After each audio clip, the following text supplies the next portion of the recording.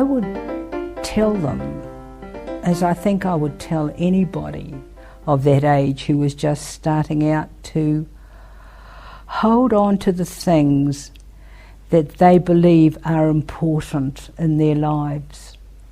They've been trained to do a particular job, but it isn't until one actually starts working when one actually starts to learn about this job that they've been trained to do. And they'll find that many things that they've been taught aren't that way at all. And so they need to hold on to the things that they believe and to do the things that they know are right.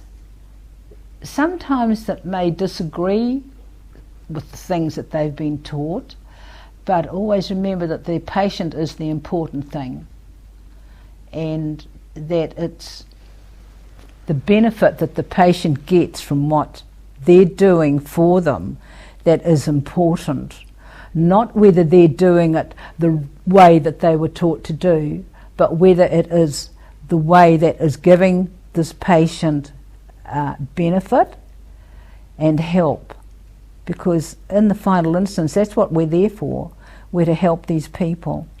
And I found during my life that many of the things that I have learned, not just as a physio, but as a person, I've perhaps had to push aside and to do things maybe in a slightly different way, maybe to learn to do things in a different way.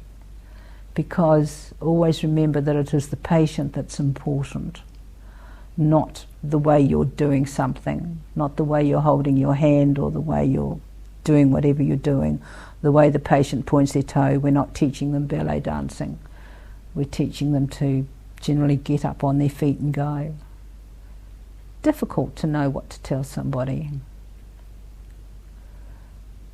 because I think that physio has changed so much, even in the 50, 60 years since I trained.